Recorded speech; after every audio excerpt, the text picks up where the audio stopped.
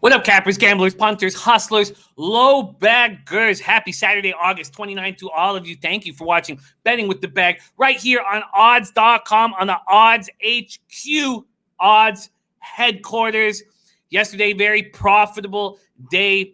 5, 1, and 2 pushes in the 8 bets. I was fortunate that Rockies Padres game moved to 6 when I went to bet it, so that I didn't bet it. I was fortunate there. It actually looked like it was going to cash until that 5th inning blew up. But some great work. 5-1 plus 3.85 units. We've been plus units every single day this week, and we must keep it going. Kobe Bryant fist. Michael Jordan fist. We must keep it going. We have a jam-packed show today. MLB, NBA, NHL, and then we are joined by our NFL expert, Rob Bebenek, to talk NFL Week 1 futures in the player prop market, as well as futures win totals, NFC, AFC, Super Bowl championship. It's going to be a packed day. Thank you guys so much for joining us. Shout out to all the cappers in the chat. We got Tony Hill in the house. Barry Smith, what kind words. Man, Bed-Stuy, Jamaica, Queens got you back. What else do you need? I tell you what, nothing. Bed-Stuy, Jamaica, Queens got your back. You don't need anything else. Gin Rummy in the house says, I hope I wasn't the only one to take the Rangers. Got to have some balls, man. I only bet the first 5 under, but a lot of the guys from our breakdown did make moves on the Rangers. Respect to Gin Rummy and respect to Brandon Lugo. Rangers reverse run line. Oh, wow. Brandon Lugo, that is a glorious. Our guy, Buzznuts, in the house. Great to see you, Buzznuts. Big Drew coming to us live from beautiful Halifax, Nova Scotia. Beautiful Halifax, Nova Scotia. There is Nilo in the house. Armando Sanchez ready to get to work. Hako Schofield ready to get to work. Ooh, Slats 45 coming off a 4-0 night. Slat says today, Isles and Bolts. I have gotten off the Isles train. I'm not on the Flyers train. Maybe we can talk. Maybe if we break down together, I'll talk myself into it. But just the Bolts for me, -1 at plus 149. That game starts in 1 hour and 57 minutes. Jeffrey Murnane ready to go. Slats 45. Nilo, you are a kind man. Thank you for the very kind words. 5-1. 5-1, Nilo. Not 4. 5-1. Little better. 5, 1, and 2. There's Beach Boss. Beach Boss very excited about his Tampa Bay Lightning and his Tampa Bay Rays. But I am betting on your Tampa Bay Lightning. Canadian Capper pumped. Sports are back. Beach Boss is parlaying the Lightning with all the major favorites in UFC. That will make a fun night. But you got to get through the first game, which I believe that you will. Chris N. ready to go. Carlos Jetton ready to go. Antoine Seymour. We just don't get enough Antoine Seymour in our lives. There he is. There he is. Ace Purple saying Smith going to beat Rakic. Don't parlay it from our Ace Purple. Detroit, what? Ready to go. Paco Healy. Paco Healy sent me this fine, crispy Padres hat. You are a good man, Paco Healy. Also a first responder. So important to everything that's going on right now. We have so much love for Paco Healy, San Diego's finest. There's Dean Eden. Look at Joey Yurkovich. What a run. That's got to feel good. I've got back in action. So things looked horrible. They don't look quite as horrible. We need to sweep the week in positive units. That's what we need desperately. Tori Coker, Birdie ready for some NFL talk. Mr. Gokster in the house. Ooh, tough question. I tell you what I'm going to do. I tell you what I'm going to do with Rockets KC. And that's that I'm going to bet Lugan Dortz over 14.5 points and rebounds. I think he's going to be massively important. And it's juiced to the under. His point total is juiced to the under. I know if you pull out your model, Lugan Dortz is not as important as I expect him to be in this game. Sidewise, I don't know. Tori Coker saying 49ers, baby. What a football team we have on our hands. There's Brad Hansen. Flick my bick. Got me on the big screen. I love it. Thank you, Flick my bick. Hustle Wilson. Hustle Wilson doing that. Hustling. Hustle Wilson. Great to see you. Dav Fan says, sounds like a long show, and I love it. Says Dav Fan, I love it. G-Sauce, White Sox over, baby. Wow, that was pretty fortunate. I'll be honest. That wasn't as glorious as I had expected. All right, we have so much work to do. Let me get through this real fast and give you guys shouts out. Wow, going back, Cam Suave, Crail, going right back to the Dodgers train today. I'm going to take the Rangers first 5, but I've got to see what line I get. The lines aren't out yet. There's Yo in the house. Tony Hill said Colorado killed me first 500 yesterday. Yeah. Kenneth Wagster, thank you for the kind words. Paco Healy hitting the sauce last night. There's Brett Parker, Gio Mercedes, Nicholas Rodriguez, Brotherly Hype, Martin Bradstreet, Maxwell Smart. Got a chance to go out for some drinks with Maxwell Smart and Nilo a couple weeks ago. It was extremely enjoyable. Mr. Go said Bolts line going up. That's expected. North Ender on the Isles. Gio Mercedes on OKC. All right, it is time to get to work. There's Okie, Chris Smith. Thank you. It's actually I pulled some old hats out. Maceo, ready to go. Imp, ready to eat. It's funny, in any other sport with this Lightning Bruins game, and we talk about it all the time on this show, I would be hesitant to take this blatantly obvious Tampa Bay Lightning play. We were on them last game, and I said blatantly obvious. Blatantly. Torrey Coker, Westbrook is back, Rockets first half. Bill McHugh ready to go. Richie Rich Kemp. Okay, let's get to work. We have a lot of work to do. Geghard A. Oh, beautiful. And my guy, Mr. Go, says when the track opens, I will be there. There's Miss J in the house. Love it, Miss J. David Martin. High Win. Brett Kinney. Okay, let's get to work.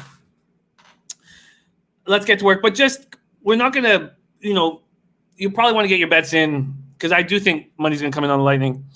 The goaltending advantage is so enormous. And there's nothing more important than goaltending in the playoffs.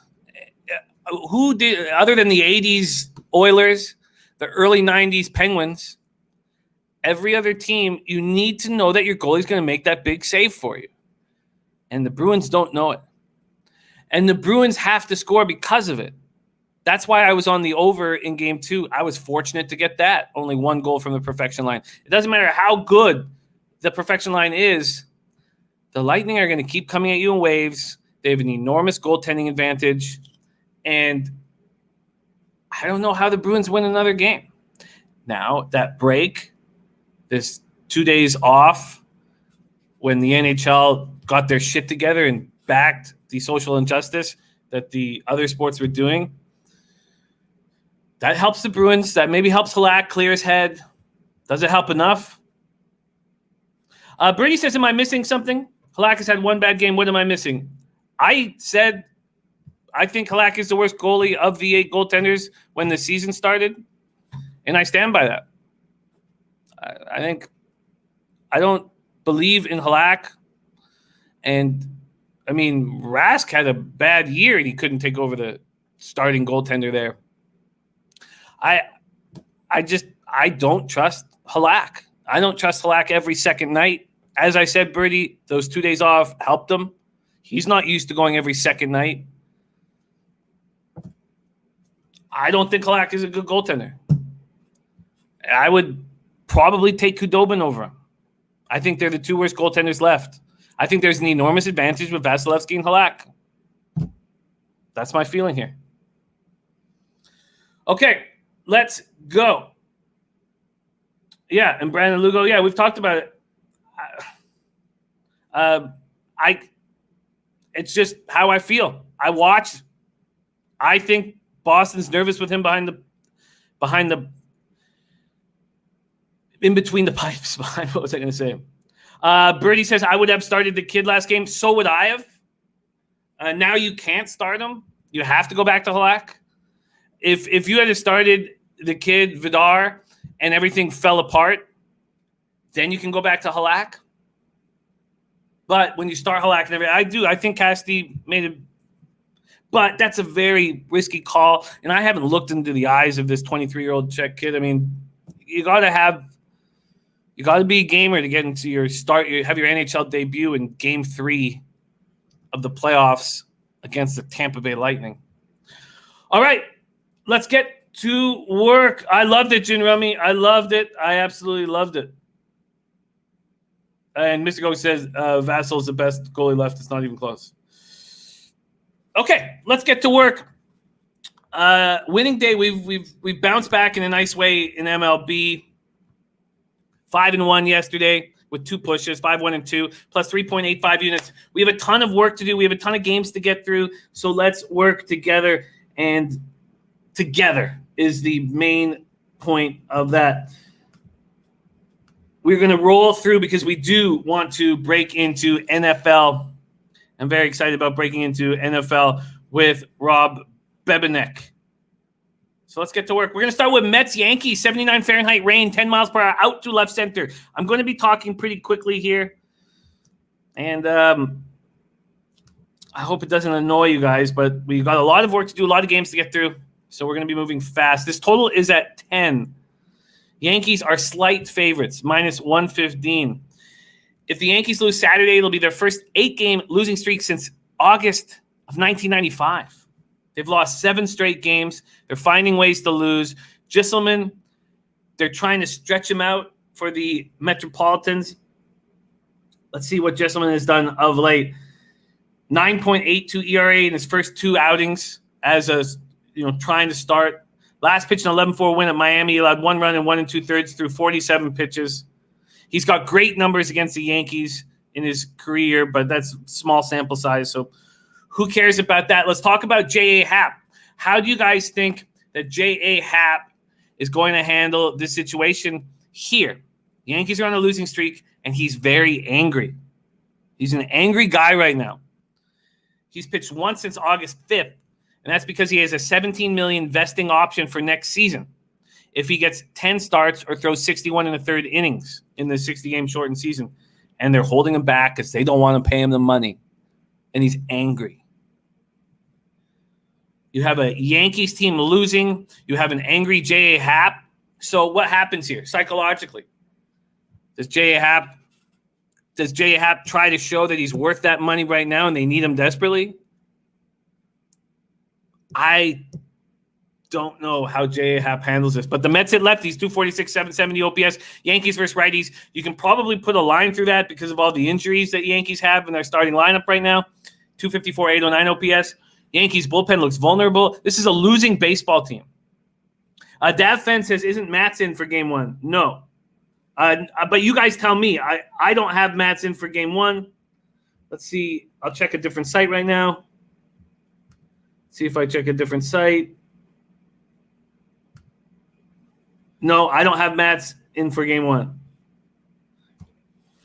There's Cole Coleone in the house, the Vegas King, joining us. Great to see you, Cole Coleone, rolling with us today. Czar says Mets couldn't hit Montgomery. I don't think they hit Happ.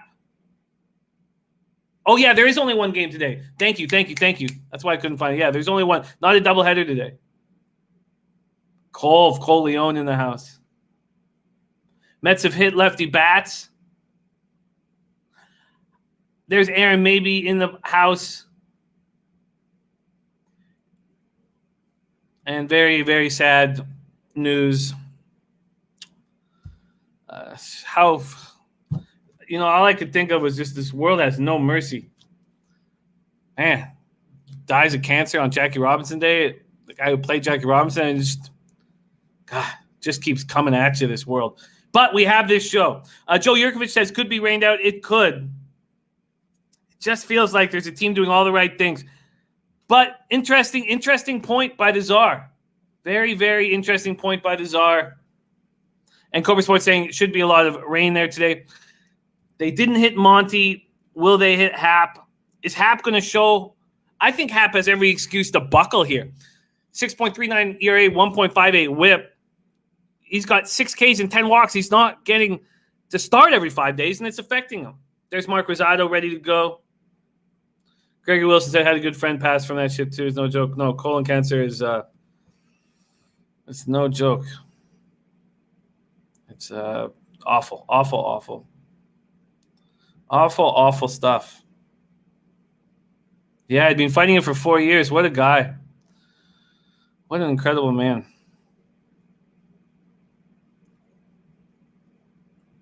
You know, something's wrong with the Yankees, and it's not a question what it is. They're decimated with injuries. And now they've put J.A. Happ in a position where they know, where J.A. Happ knows that they don't want to sign him. And now they're expecting him to go out and save this winning streak. There's Tyrone Coleman ready to go.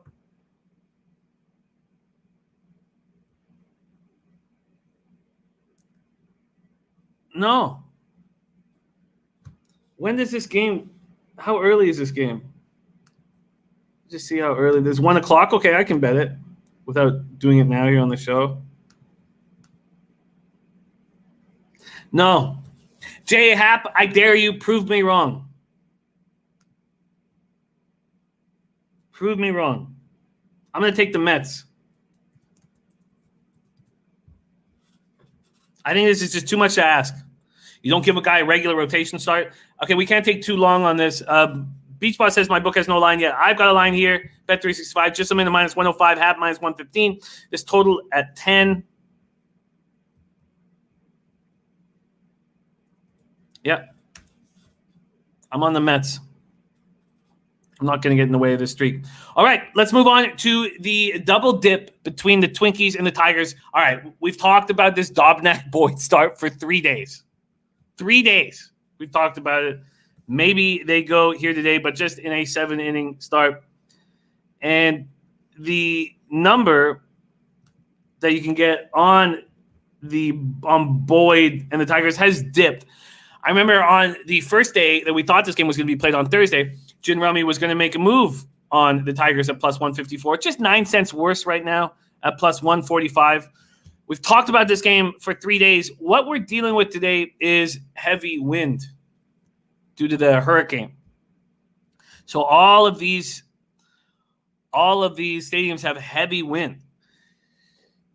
So we had 10 miles per hour at Yankee Stadium. At Comerica, we have 74 Fahrenheit clear, 15 miles per hour out to left center. Joe Yurkovich says wind howling out. That fence is still Dobnak Boyd. Yeah, and Birdie. No, I got minus 105 North Ender. But I haven't bet it yet, so we'll see where it goes. But, you know, money always comes in on the Yankees. I'm not too worried about getting a worse spot. Jin Rami says, so everybody here like the Rockets. I don't. There's no way I bet the Rockets at minus 5 when they have to bring Westbrook back into the lineup. Does that mean I'm going to make a move on the Thunder? Maybe, but I would like to talk it out with you guys. Okay, Dean. Mr. Wisdom's getting plus 100. Tori Coker says, Tigers money line. The Czar says Boyd could be fired up. He's got history. Wistino, he plunked him last year, bench clearing brawl. The Czar's got great sub. The Czar is ready to go. Oh, Gregor Wilson says that's too high. Going to wait to get a good live number. Canadian Capper, yes, he is in Windsor. Windy here. So, Twins don't hit lefties, 251, 686 OPS. Tigers don't hit righties, 225, 683 OPS. There's a ton of question marks in this spot, man. But the Utica Unicorns, Randy Dobnak might not be one of them. He's had a really nice start. Again, 16 Ks and 30 and a 30 pitches to contact. Boyd's lost his last 3 starts, but last outing was better against Cleveland. And we're talking about a Twinkies team without Donaldson, Buxton, Garver, and Kepler's probably back in action. We've talked about this game for 3 days. Okay. I get it. Utica Comets, no, Utica Unicorns. Mr. Gokster. That is who Randy Dobnak played. What was the league? In the United Shore Professional Baseball League. Beautiful, Zara. I love it.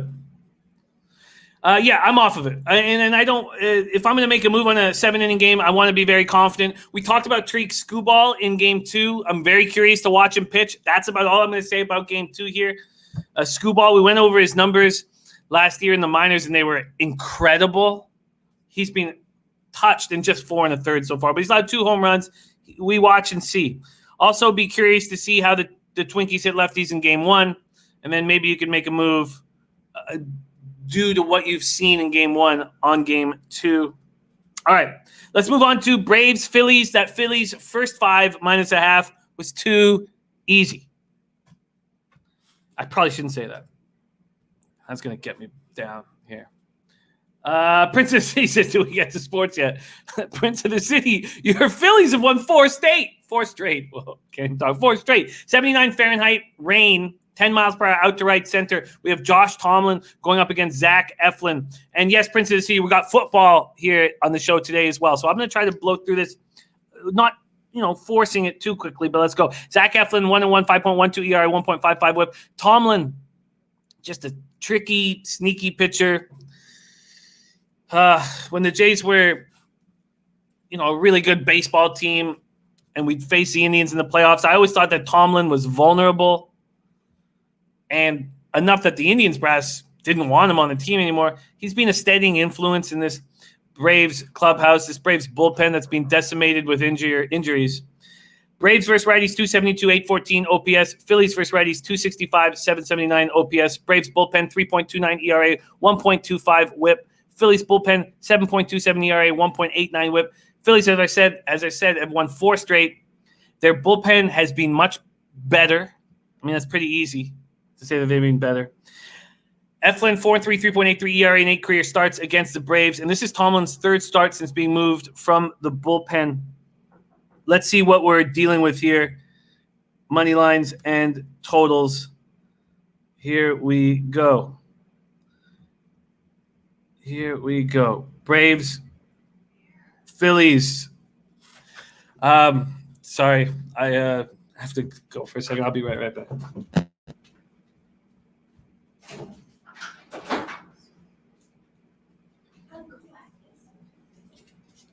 All right, sorry. Live show. All right, Tomlin, Eflin. Good thing I'm wearing pants. Tomlin, Eflin opening up at -115. Get over here.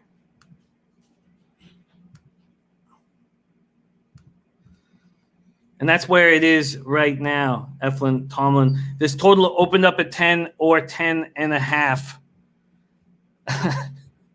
John Connolly, what's happening, man? Beach Boss is going to take over while Jimmy's gone. Okay. The Phils are winning baseball games. The Braves are a very dangerous club. Do we trust this Phillies bullpen? Do you trust either of these starters? I don't know how you can look at Eflin or Tomlin and actually make a legitimate edge decision. I can't, and I won't do it. Eric Jones says over. Nice to have John Connolly rolling with us live. Over. 10.5 on a rainy day with the wind blowing out to right center. This did open at 10 at some books. Yeah, I can understand over. Martin Bradstreet says over and the Braves. Maga Cash Money says Eflin's better than Tomlin, terrible versus awful. Christmas says might be rained out, and Princess City says it's pouring here. All right, I'm going to move past this. We have rain in the forecast. Let's go to a spot where we have clear weather. That would be Indians, Cardinals. 82 Fahrenheit, clear, 9 miles per hour, sideways across the diamond. We have Cookie Carrasco on the mound for the Indians, 2-3, 4.50 ERA, 1.43 WHIP, 39 Ks in 30 innings, 15 walks, 6 home runs. Started the year spectacularly well, and now he has been falling off. This total opened at 8. It's now at 7.5. Flaherty opens up at minus 120, and it's now at minus 130. Flaherty looks very strong, but he's still being stretched out. So is Cookie Carrasco going to get his shit together? He's not lasted more than 4 1/3 innings in his last 3 starts. In his last 12 innings, he's allowed 16 hits, 9 walks, and 10 runs. The Cardinals have lost 3 straight. What they need is Flaherty out there. I'm just going to take a quick look at the first 5 minus a half or first 5. The first 5 is minus 150. Are they only going to give me 25 cents for this minus a half? No, they're giving me a nice number, minus 105. Okay, first 5, minus a half, minus 105. As I'm saying it, I'm certain that's not going to be available in an hour and a half when I go bet it. I'm certain, which makes me so angry. Joe Yurkovich says, Cookie throwing cookies. Lazar saying, Cards in a bounce back spot and favored. And Mr. Wisdom says, Carrasco out here walking entire lineups. Mr. Gokster on St. Louis to score first. And John Connolly with a look here saying Braves 6-1 in day games. There's Ken Mizrahi in the house. Interesting look for Mr. Gokster getting a plus 118 there. No Martin Bradstreet. That will be Cardinals first 5 minus a half and minus 105. That will be added to the Mets. Let's keep rolling. We're making some headway through this big card because we've got a lot of work to do. Let's go Royals, White Sox, 77 Fahrenheit clear, 12 miles per hour, out to right center. Brady Singer versus Dylan Cease. Brady Singer had that strange situation where he had 3 straight starts against the Minnesota Twins. He's now gotten away from the Twins, but 5.16 ERA, 1.35 WHIP, and that's difficult for a young pitcher to face a squad 3 straight times. Dylan Cease is starting to pitch like the guy we thought he might be. Very, very high prospect. Throws very hard. 4-2, 3.13 ERA, 1.13 WHIP. Let's see what we are dealing with here. Royals, White Sox. White Sox open up minus 160. Let me see if I can refresh this. I need some. No. Royals open up minus 160. Let's see where they are right now. Oh, sorry, did I say Royals? Yeah, it's not on the board. Oh, there it is. White Sox open up at minus 160. So open up at minus 160, and it has not moved. Royals versus righties, 238, 710 OPS. White Sox versus righties, nothing compared to what they do against lefties. 259, 769 OPS. We were fortunate to hit that over yesterday.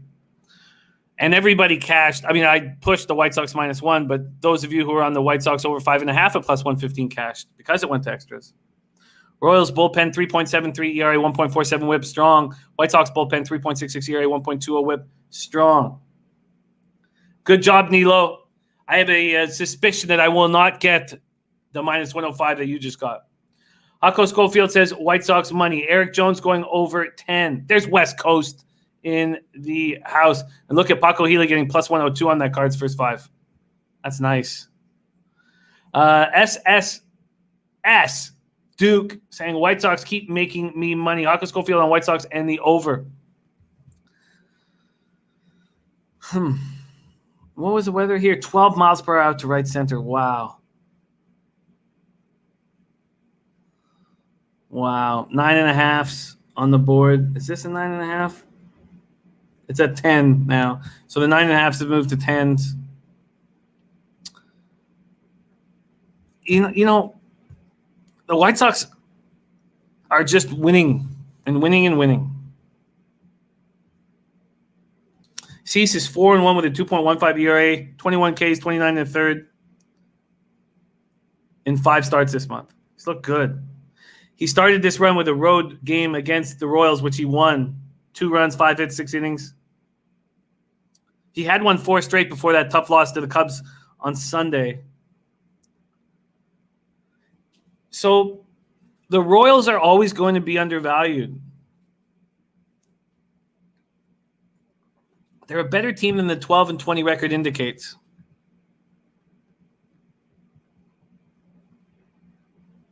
Sorry, I said Royal Spot maybe last night. I had them plus 1.5. They could have won outright. Al Hard, great to see you. Thank you for joining us. Joe Yurkovich, day game after night. You got to wait for lineups. Important point. The Reaver, I hear you. I hear you. Oh, silent.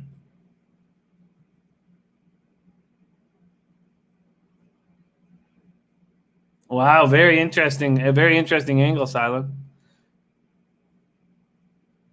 Scott John says, good luck on the Canucks. Thank you.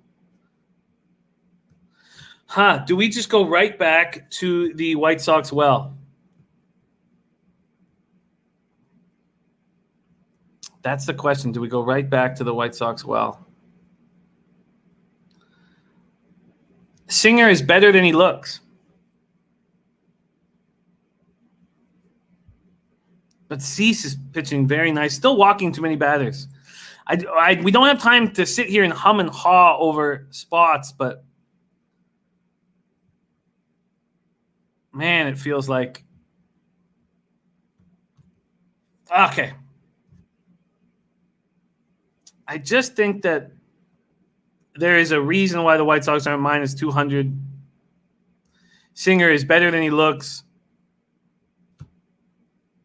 Day game after a night game. That's why the total opened at 9.5. I know it's been pushed to the over. Yeah, oh, Jesus. You're right. You're right. Joe Yurkovich says Grandal could sit. Okay. I'm not going to make a move here. I do think Singer going up against the Twinkies 3 straight times was impressive. And this White Sox lineup is tough, but maybe somebody needs a day off day game after night game. Okay, maybe I'm leaving money on the table. Oh, Nilo, happy birthday to your beautiful wife, the leader of the family. I hope you guys have a wonderful, wonderful day today celebrating her. And I know my voice annoys her so much. So this is my little gift to you. Our guy Nilo in the house celebrating his wife's birthday. All right, let's move on to A's Astros. Roof closed. Bassett, McCullers. We talked about this game yesterday, but now it is a 7-inning game. Bassett, McCullers. McCullers opens up at minus 125. That's where he stands right now. Let's see what the total is here. Wow, Lightning just moved to minus 110. So money coming in on the Brew Crew. Or the Bruins, I should call them. Not the Brew Crew. And there's no odds up for this game. So who knows if it's going to be Bassett or McCullers at this point. These 7-inning games are tricky, but I thought it was going to be Bassett, McCullers in game 1, Montas, Greinke in game 2. And Montas dealing with some back issues. He's been getting lit up of late. There's Dylan Turner in the house. Turnsy. Loving Houston first half. Tony Manning says, how about them Indians, boys? It was about as easy as it gets, Tony. Just sitting back, watching the money roll in. Now, there's doubleheader, 7 innings. Hate these 7-inning doubleheaders. And I don't know why Bet365 hasn't put a lineup on the board. But I was nervous about the guys taking Bassett yesterday, and I'm nervous again today. Bassett's been good, don't get me wrong. And the A's bullpen is spectacular. Cobra Sports says, keeping to the plan and not doing double headers like usual. Brian Williams says, hate 7-inning games. There's going to be a lot of, I don't know, we just have such a smorgasbord of options on today's sporting landscape that I'm not going to sit here and throw a dart. I'm going to watch game 1 closely. If the A's win game 1, I'd be very interested in going to Greinke for game 2. So I'm going to leave some asterisks there. And then we go into another doubleheader, Darvish Bauer. This is going to be a great, great game. This total is at 6, very low. But why wouldn't it be? Under 6 is at minus 120.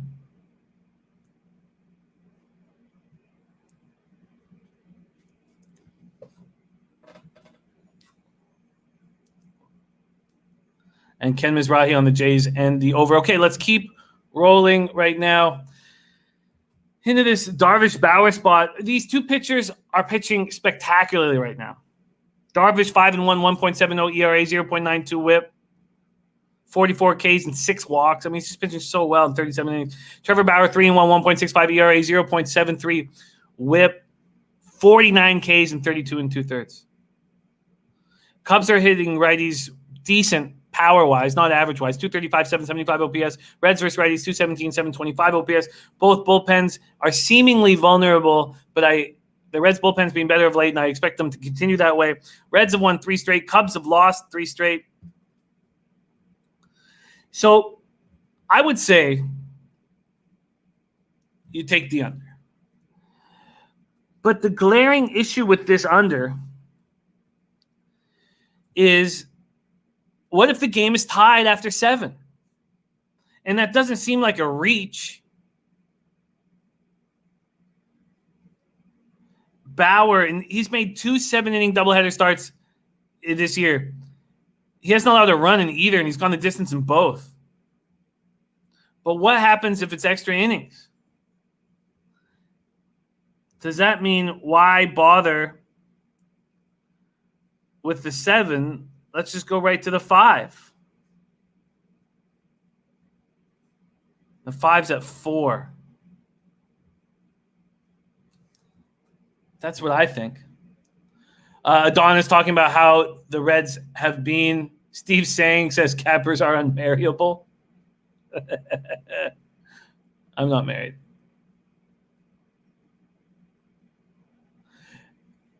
Birdie, you're right. You're right.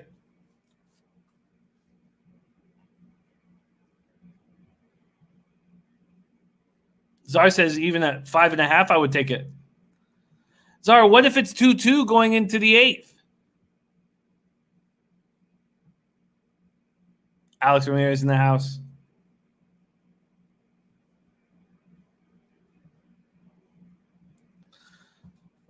There's Sabino.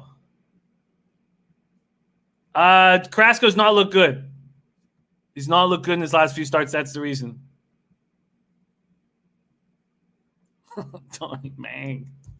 Okay. I'm going to take the first 5 under 4. But, God, to get 3 runs is tough, especially with the 11 miles per hour out to straightaway center in that perfect stadium for homers. Maybe this should just be a stay off. Tommy Bolt says Bovada got smart. Stop giving first 5s in 17 games. Rafael Vasquez says Cubs easy win.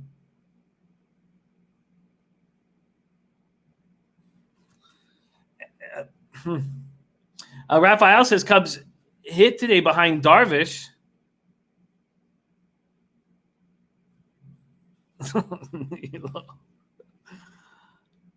So Bauer is 4-0 with a 0.68 ERA in 4 regular season starts against the Cubs. And the Reds are hitting, and the weather's for offense. Look, I'm off. I'm off.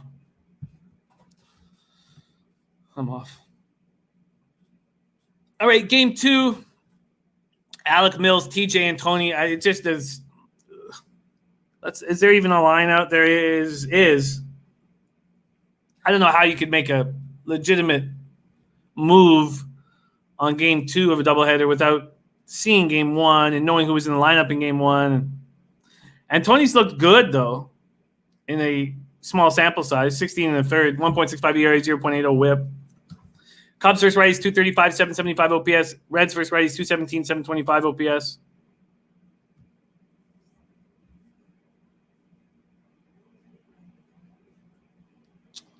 All right. Let's go back to sweet 9-inning games. Big boy baseball. Rays, Marlins. I'm going to have to go to this game when I talk about big boy baseball. Marlins have been good, 14-13 on the year, but they're 1-6 at home. 1-6 at home, and we have this soft tossing lefty, Josh Fleming, 1-0, 3.60 ERA, 1.20 WHIP, but that's 5 innings. Very small sample size. He's just excited to be there.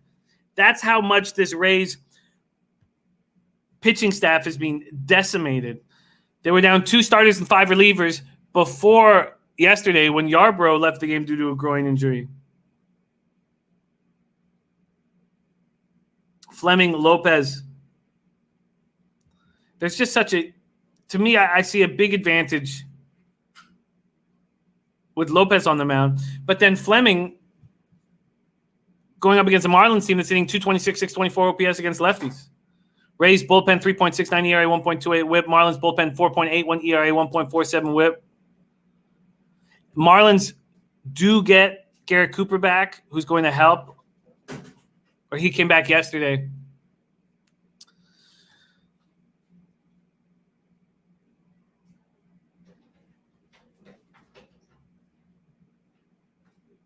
Wow, that's wild, Birdie. Very, very wild. All right, Marlins under, says David Martin. Brandon Lugo says, I need plus money to take the fish. Maga Cash Money also on the Marlins.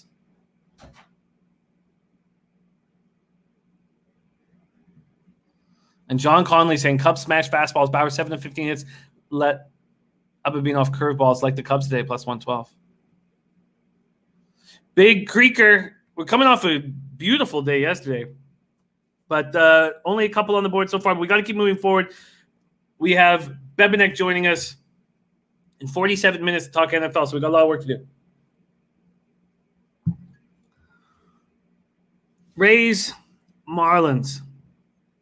If the Marlins will struggle against Fleming, which I don't know if they will. I don't know if they will. Let's see what we get first 5, and then we focus on Lopez against Fleming. If we focus on first 5, then we get some plus money. Let's see, is it up here?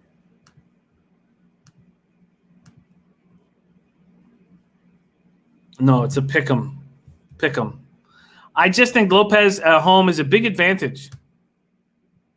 A big advantage over Fleming. What did Fleming do against the Jays? 4 hits, 2 walks, 2 runs in 5 innings. That's pretty good. That's pretty good. And how did the Jays hit lefties? I can't remember off the top of my head. If he can shut down that Jays offense that's been rolling, even without Bo Bichette, then why wouldn't he be able to shut down the Marlins who don't hit lefties? So let's just quickly, very, very quickly take a look at this. What did the Jays do against lefties again? 10th in the league, 271, 795 OPS, and he was able to shut them down? Huh. That tells me that this is probably an under first 5. What has happened with this full game total? This full game total has gone open at 8.5, is still at 8.5. The Clippers are minus 10 tomorrow. That's crazy. Dav Fenn says fading Marlins mostly rest of the season. We have a 3-team parlay from Tori Coker. Hockey, baseball, WNBA from our Tori. I like it. And David Martin says Marlins under deadbolt. I will still focus on the first 5. Under 4.5. All right. First 5 under. If the Jays couldn't hit him, why would the Marlins? And Lopez is just pitching so well. He pitched so well at home. 27 Ks, 7 walks, 1.98 ERA, 1.24 whip. Okay, first 5 under in Rays, Marlins. All right, let's move on to the Jays. Jays, Orioles, 69 Fahrenheit, partly cloudy, 17-mile-per-hour wind sideways out to right field. Crazy. Cobb versus Taijuan Walker. What's Taijuan going to do in his first start for the Jays? He hasn't started in a long time. He hasn't started since August 19th. There's a 6 starters rotation in Seattle. So how's he going to look in his first start against the Jays? There's just too many question marks. Joe Yurkovich says for the Marlins to be favored against the Rays tells you something. Marky in the house, Marky P. Bonus says I like all overs today in NHL. Is that crazy? I just think, Marky, with those 2 days off, it's tricky. We're going to get into NHL, though. We're going to talk NHL. I just don't feel – I felt like we had a real nice read on what was going on in NBA and NHL, and now we don't, pretty simply put. The Jays have beaten the O's 4 straight times. I think Taijuan Walker is going to spark the team. Guerrero, homer and a doubles, hit 10 straight games, 10-game hitting streak. But I can't – I think the wind – 17 miles per hour sideways will help these guys with their off-speed stuff. Let's see what we're talking about here. Walker opening up minus 170. All right, let's go back to full game. See what he is right now. Minus 165 for the Jays. Time off helps Flyers. I agree. And Antoine Seymour on the other side says no snowshoe bird. Debo Caps here.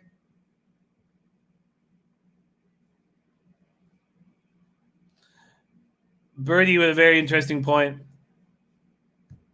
Very interesting point. And Joe Yurkovich says sideway wind is pretty much blowing out. And Debo's parlay, Yankees money line, White Sox money line, the Joker money line. Straight leche, says Debo, our guy. Is Taijuan Walker going to be great? Moving on to a new team, rolling into Buffalo? I can't make a. I don't know. I want to watch Taijuan Walker in the Jays uniform. We're very excited about having him, but Cobb allowed 5 runs, 8 hits, and 6 2/3 in his start August 17th against the Jays. 12 career starts against Toronto, 3 6, 4.87 ERA. We've seen him a lot, but those were other Jays. These young guys haven't seen him quite as much because he's been injured most of the last couple of years. I'm off. All right, Dodgers, Rangers. This is fun. Stripling, Lynn. Stripling dealing with – now, I'm just guessing that he's dealing with arm fatigue because he does every year, but he has not looked very good. And you don't even really get plus money for the Rangers' first 5. Crazy. That's how good Lynn is. Let's just quickly see what they are first 5. Plus 100. Birdie says Jays are raking. North Ender says Jays will be pumped with the new pitcher, and if they win, they leapfrog the Yanks. That's a really good point, North Ender.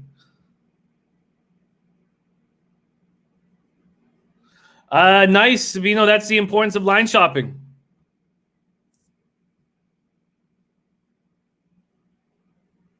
Plus 110 on Moneyline Bet Rivers. Great job. Jun Rami says, not today, Rangers. Well, I certainly wouldn't take him full game, but I think Stripling is vulnerable. Lasted 4 innings in his most recent start. It was at home against the Rockies. Allowed 2 home runs. He's allowed 10 home runs this season. We do know what the Dodgers do to righties. 262, 855 OPS. They'll probably be relieved to see a righty, even though it's the Bulldog Lance Lynn. God, Lance Lynn's been so good this year. 50 Ks and 45 in the third, 1.59 ERA, 0.86 whip. Yet to lose.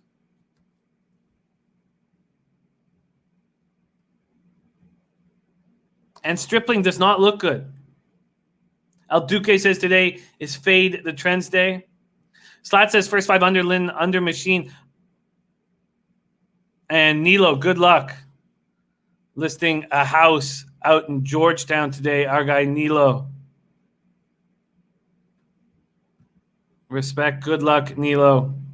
I have been given a hat from our Nilo that I meant to have up here. I will show off. I'll have it ready to show off next week.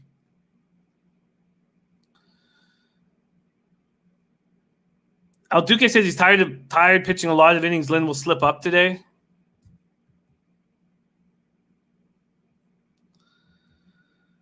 He's been very good this year.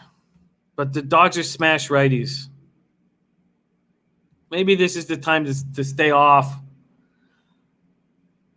Maybe this is the time to stay off. Let's just review, make sure that – so a Mets minus 105. Cardinals first 5 minus a half. And that's all I have. I'm interested in the Astros game 2 if they lose game 1. Oh, I have the first 5 under in the Rays-Marlins game. Okay, all right. So off. Okay, so I'll stay off this. Dodgers got rest. I just think Stripling can get touched. I'm fading Stripling here. Let's just take a quick look at what Stripling has done the last little while. Let's do that. Let's very quickly just take a look at Stripling game log.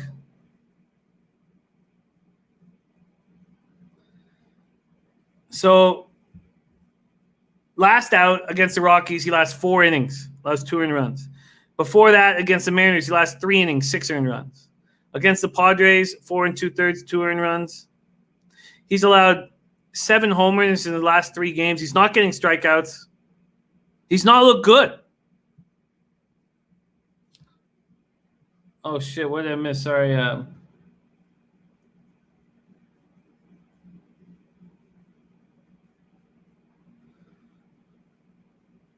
I'm really sorry, Spencer. I know how close you are to your dog, man. I'm very sorry to hear that, my friend. It has been a tough year. I'm sorry, my man. All right, I am taking Rangers first 5. I think Stripling gets touched for at least 2, maybe 3. And I don't think that the Dodgers are energized now. They played 3 games in the last 48 hours.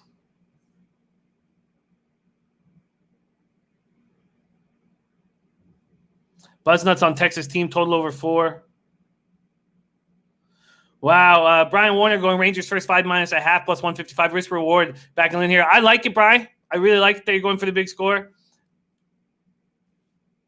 And Jim Remy says not a good enough price.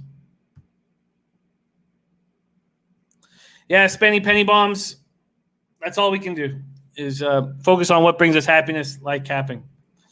And we are 1 week away from the Kentucky Derby, where you can see Spenny penny bombs live, giving out bombs on the show.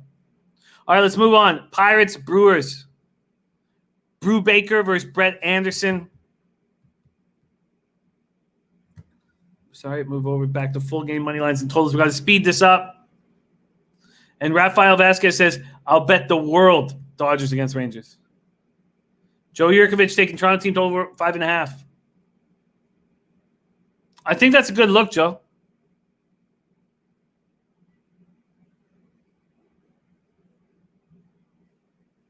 And Mr. Gokster, best bet of the day, Pirates first 5.